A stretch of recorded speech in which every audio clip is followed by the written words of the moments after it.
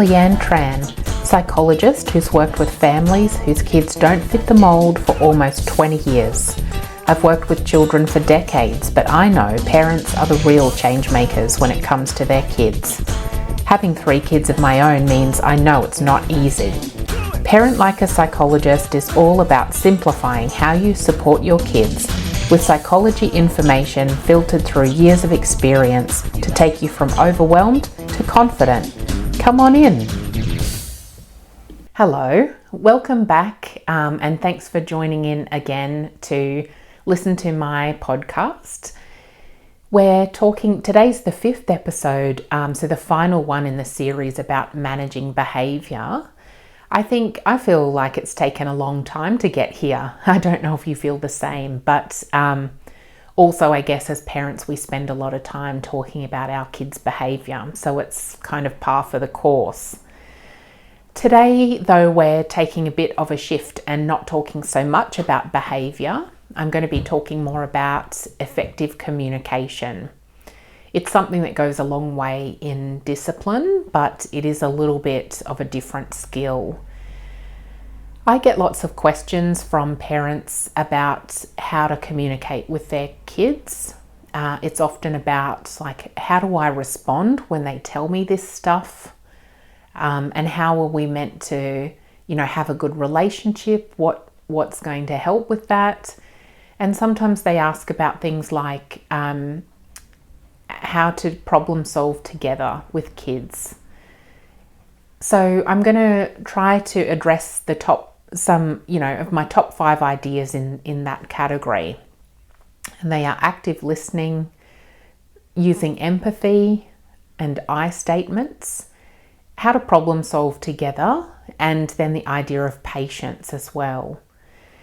And as usual, I will be adapting things for kids who are developing differently. The first point I want to talk about is active listening. And so for active listening, it's essentially a way of trying to focus on the message that your child's giving you solely. You're trying to just listen. So that means you've got to stop forming your counter-argument in your head, because when we do that, we've stopped fully listening to our kids. The second point is that the listening is not just about the message or the words kids are saying. You also want to be listening for the emotion that goes along with it as well. So whether your child is telling you because they're sad or because they're frustrated, the message might be the same, but with the emotion, it gives a different experience. So how you can do that with kids is to try to just listen to what they're saying and then reflect back what you hear and what you think as well. So, you want to reflect back the content of the message that you heard, and also the emotion, or what you think their emotion might be. So if I think of an example from my house recently, it might be one about homework, and one of the kids talking about this, saying, I can't do it all, I can't do everything, I'm not going to get it done in time. And so my reflection was, I hear what you're saying. You're saying that you feel like you can't get it all done in time, that you're not going to be able to meet the deadline. And you sound frustrated and maybe you're overwhelmed. Is that right? And then, so you've repeated back or reflected the content of the message, but also trying to get a handle on what emotion it is. Doing that with your kids can be tricky if you're not calm. So again, staying calm yourself is a key component. The other thing to remember is that it's okay if you get it wrong. If you reflect back to them and they go, no, that's okay. And you can just say, oh, I must have gotten it wrong. Can you tell me again? Or can you correct me? And doing that lets them know that you're there and will take the time to listen and understand. and get it right. Active listening then leads into the next idea or strategy, which is empathy. I think that because active listening helps us truly uncover what kids are thinking and feeling, that lets us be able to empathize with them a lot better.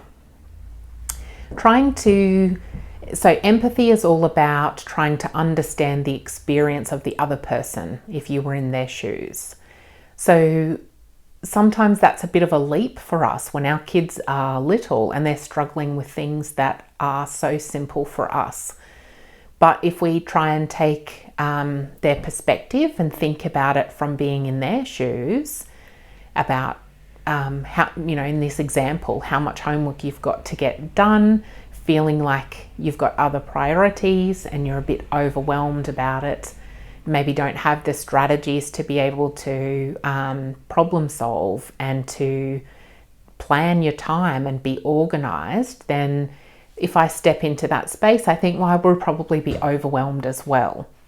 And empathizing is really what's going to lead to effective problem solving and partnering with your child in this stuff.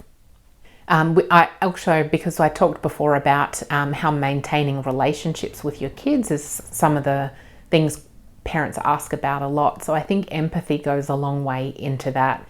If you can be listening and really trying to pick up their message and their emotions, and also understanding it from an empathetic point of view, then you're going to be developing really strong relationships with your child. The third strategy I wanted to talk about is called I statements. So I like the letter I, not like the part of our face we see out of.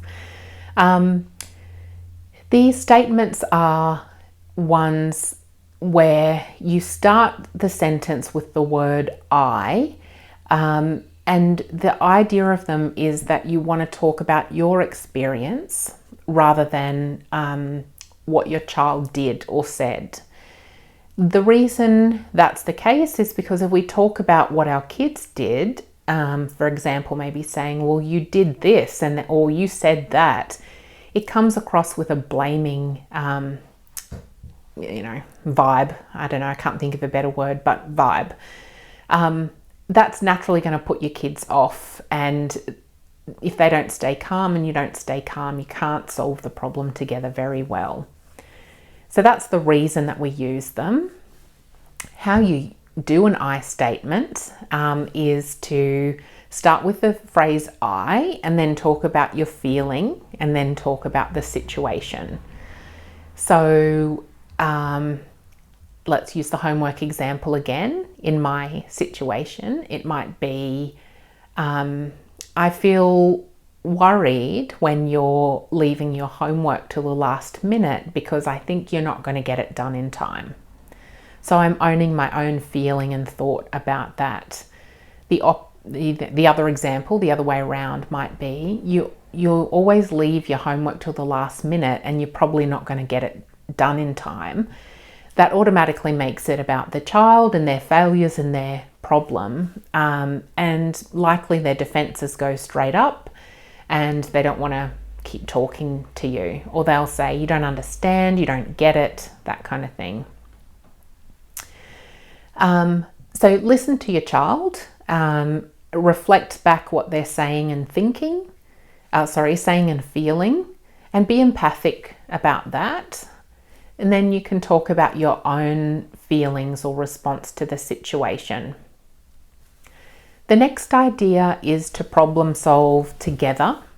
And I think that's a really important part of what we call authoritative parenting. And so there is a style of parenting where you just lay down the law and kids are meant to do what you say. And that's not really as effective as the style where you collaborate with your child. And obviously you're the one still in charge, but you listen to their opinion, their feelings and their point of view in when you're doing problem solving, and then try to come up with a solution together. If you want to learn more about this skill, it's in this book here. It's called Raising Human Beings, and it's by Ross Green. He talks a lot about this process and how to do it with kids. And it's a really great, simple, easy to read book that gives really good practical examples as well. And can maybe shift your perspective into thinking how you can use your kids' perspective to problem solve together. Last week we talked about defiance and aggression, and so I think if there's lots of defiance in your home as well, that could be a sign that your kids aren't feeling like they're part of setting the expectations and what's reasonable and what's not. So that would be a really great book to read. I have got a summary of it on my website if you want to have a look at that. It's on the blog section. So that's leanneTran.com.au. What's the fifth part? So that's the last part of what I wanted to talk about today is patience. I have learned this through working with kids for 20 years, that sometimes you just have to take a deep breath and sit and wait for them to get their message out. Children are not mini adults. They're children, so they're still developing their skills in communication. And so sometimes it's really hard for them to get it out in a coherent way. And so sitting and being really patient while they go through that process is really helpful. The second thing that's hard for kids is that when they are upset, it's a lot harder to communicate about emotions. So that means you need to be really patient in that situation as well. The other reason I think patience is really helpful is that it can actually help your children regulate their feelings to get back down to a calm place where they can speak and communicate in a clear way. You can be upfront with kids about what you're doing as well, and I do this often in sessions. I guess it's because kids don't know me as well, so sometimes I'm explaining what I'm doing. But I think as a parent you can be kind of clear about what you're doing as well. So what I mean by that is that I'll say to kids, I know it's hard for you to explain, but I'm really patient. I can wait until you get it out. Sometimes I'll say, it's hard to talk about, especially if we're upset or worried about it, and that's okay. I can be patient. I'll wait until you can get it out. Sometimes I'll also model or do some deep breathing, and so I might say to kids, I know it's hard to explain what you mean. Sometimes that's stressful. If I take a deep breath and do slow breathing, then that helps me when I'm stressed. Do you want to try it together? And kids might have a go and do some deep breathing, and then I'll wait and they get the words out. I always reinforce that as well and say, oh, that seemed really difficult for you, but you kept at it, and then you could explain to me in the end what you meant. That's fantastic. Point out to them too that it's going to be helpful. If they've explained how they felt, then they've done something that's going to help themselves or you as a family get closer or be able to solve problems. So how do we adapt that for kids who are developing differently? There's another good book actually, I think, it's not here, 12 Principles of How to Raise a Child with ADHD. It is there. This is one by Russell Barkley. I'm going to put it against my face. This is one by Russell Barkley. And one of the principles he talks about is to touch more and talk less. So when kids do have ADHD, sometimes they'll have difficulty tuning their attention into you. So if you touch them gently to get their attention before you speak to them, your communication will be much more effective. The other thing is to talk less. So kids with ADHD have more difficulty focusing their attention and keeping their attention on something. So the longer you talk, the more likely it is they'll tune out before they've got your message. So if you can keep it really short, direct, and to the point, that's a much better way to go. I'd adapt communication for autistic kids as well. And so that might be changing the language to be simpler if that's how your kids communicate. But also because if processing, verbal information is tricky, just like kids with ADHD, keeping it simpler is going to be more effective. The other thing is that you might want to use more clear and concrete information with your autistic kids. They can have trouble reading between the lines or guessing at the meaning if we're not saying it. So being really clear and concrete about what you mean is helpful. That's helpful for other kids as well. Many of you who maybe don't work with kids all the day don't realise, you're a parent, you probably do. Kids can be pretty blunt and they're pretty clear. And so sometimes if we use that same kind of language, it's easy for them to understand. It doesn't mean we have to be rude. So when I say blunt, I just mean straight to the point. For kids with ADHD then too, you might need to take breaks. So if you're wanting to have long communication with them, maybe break that up into little parts so that they can have a break in between, and that allows them to process the information better, to focus on it and to remember it. The other thing is too with ADHD, I think it's really important to double down on that empathy that we talked about in the first part of the episode today.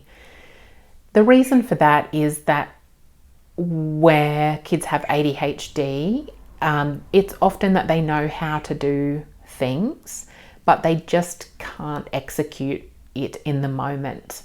So understanding that and being a lot more empathic about that, because you understand it's something they can't do, is a way that helps you with the empathy, and a way that helps you adjust your expectations, and so that you'll see problems differently if you do that and really try and take to heart that it's not that they just don't do it, it's that they can't.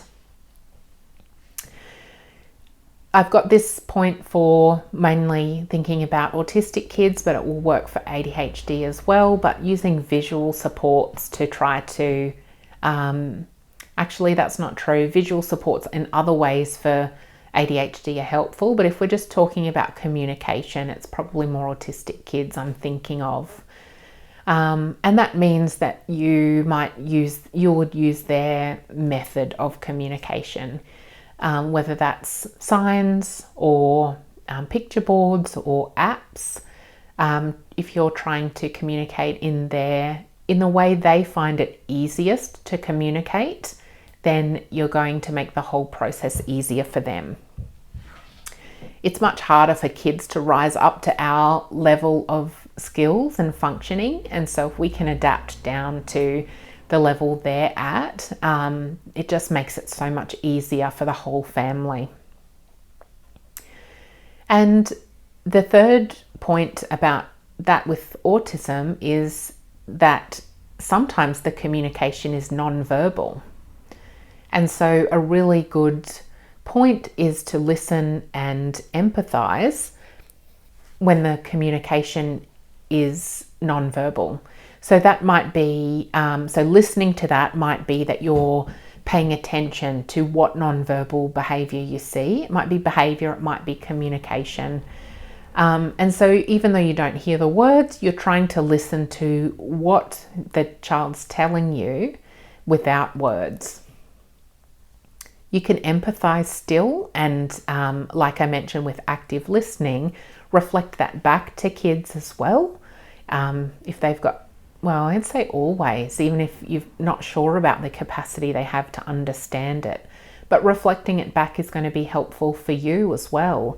If you're saying, I see that you're frustrated with that. It looks like you're angry. Then by saying it out loud, it helps you reflect it back to your child if they can understand you. But even if they can't, it helps you understand it so that you can empathize with them. So to summarize, it's about really truly listening to your child through their words, but also the emotions they show you, and listening to it regardless of whether they're talking or not talking. Using that understanding you got from active listening to have empathy with your child and try to really put yourself in their shoes. Then if you can, talk about your point of view and mention your feelings and thoughts by using I statements, so that you're just presenting your side of things without it sounding like you're blaming or judging your child.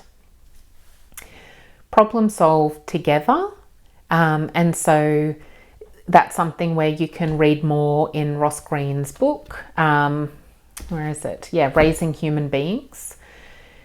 And the last thing is to try to really up your patience as well.